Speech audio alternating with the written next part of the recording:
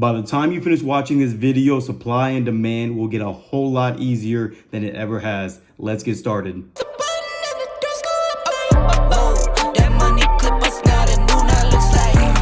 So first things first, guys, what's going on? It's your boy Tavion, otherwise known as Bullshit T, back with another video. Happy New Year, happy 2023. I hope your new year is off to a great start. If you're new to trading, just got started, or you've been trading for some time, I'm going to break down supply and demand in a very simple and very basic way to which you can limit the amount of times you lose, as well as saving yourself the headaches and constant stress that you're giving yourself in this market. So as I stated in this video, it does not matter if you've heard about it, you never heard about it.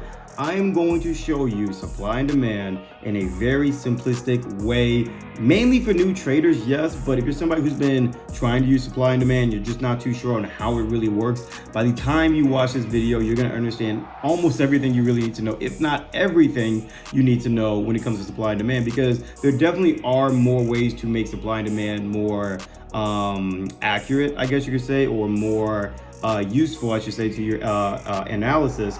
But a lot of that comes down to like your market structure, really just your style of trading. But if you're new to trading and you've never heard of this, or you just have a problem with supply and demand, this video is going to solve it all. So going ahead and looking at this, guys, keep in mind a few things about supply and demand.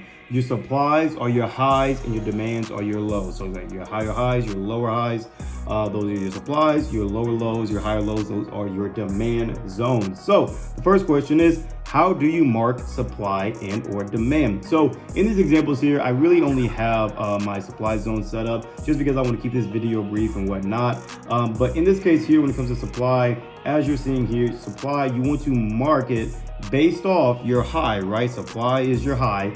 So you want to mark it based off of the last bullish candlestick. So honestly, you could mark it to be as low as this candlestick here and say that this is also the last bullish candlestick before the reversal. But for me, I personally consider this being the last bullish candlestick before we go downwards and whatnot, and so forth. So that's the first thing you want to keep in mind is bullish or bearish, because bearish is what you're gonna do for your lows. You want to mark it based off of the last candlestick. So just to show you guys a quick example of demand, the last bearish candle here is where I would mark my demand. I would mark that from wick to wick, and then I would extend that out throughout the entirety of the, my chart is where I would mark my demand zone, and then that is when I would extend it out and have that as my zone area, meaning anytime price comes back to that area, I'll give you an eye out for that. Going back to our previous candles, you can see here that I have this marked as my supply. So the question you may be thinking is, well, Tavion, what's all these circles and everything you have going on?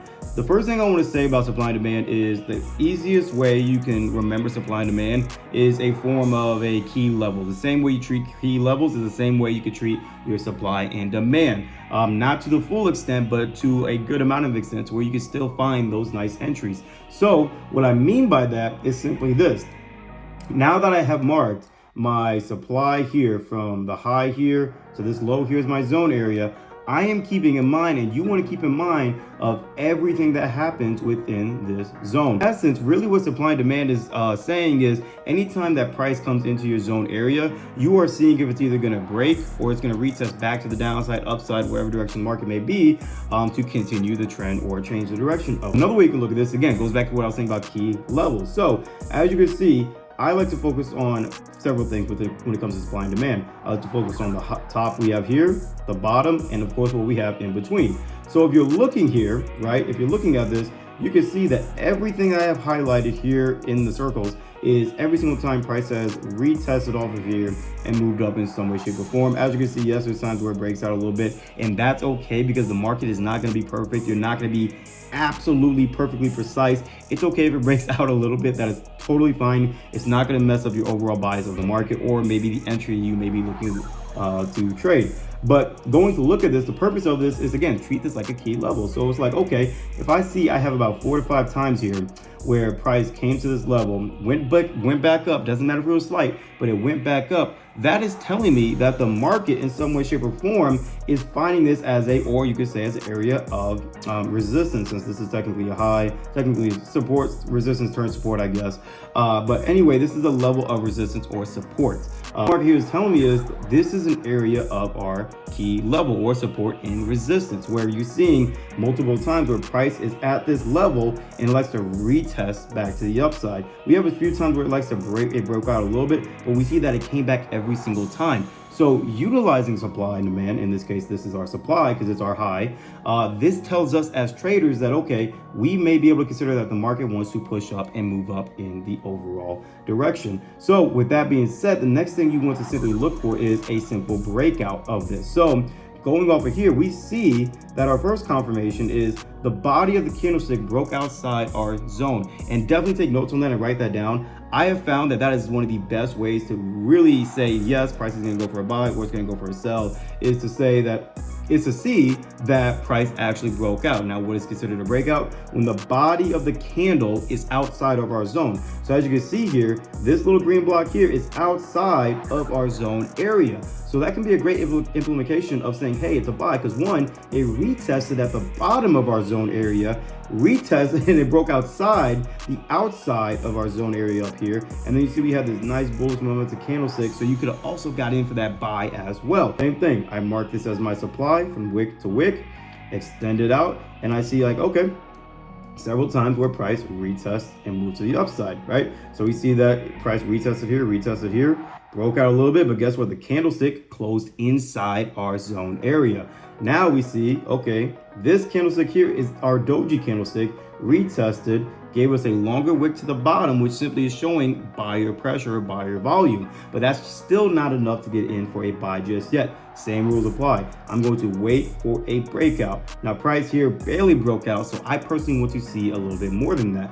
Price here officially broke out and in a sense retested on the outside of our zone area. Even though it's already happened, I want to be very honest, you guys, I still would have been very cautious about this regardless that it did retest on our zone area here, because we have this larger wick to the top, which represents that price was at one point pushing down, or in other words, sellers were pushing the price down. So I'm still very, so me as a trader, had this not happened, what we've seen, I will tell you right now, I would not have gotten in for a buy just yet until this next move happened, which the body of this candle broke above, even though it was slight, broke above our previous candle. And once it did that, that's typically when I will also execute those buys. So one more thing I want to say before we wrap this video up is, now, Taylor, what happens when you have a crazy candlestick where it has super long wicks? Do you extend those too? I used to, but then I realized, man, that actually messes up my overall buys because there's so much space in here, and I try to limit that depending on the time frame I'm trading on or analyzing on. So at that point, I like to give people the advice saying, anytime you run into a candlestick that has a super large wick to the top or bottom, and that's the supply or demand zone where you would mark it, at that point, I simply go either body to body or body to wick. So as you can see here, I went to the top of our body here, and then I simply went all the way down to our wick here. And now this is what's currently going on in the market, and it's looking like it's retesting right now on our supply zone area. So does this mean I'm going to get in for a buy? Not just yet, because it is Asian session right now. I don't trade Asian because Asian is typically your, what I like to say, the pre-setup for the setup. I like to look at London pretty much setting the market up for those trades, but I won't be looking to get in for a trade for quite some time. But this is the time I let the market fluctuate and do what it needs to do so I can have that overall biased opinion about trades. So with that being said, guys, that's as simple as it gets, or I shouldn't say as it gets.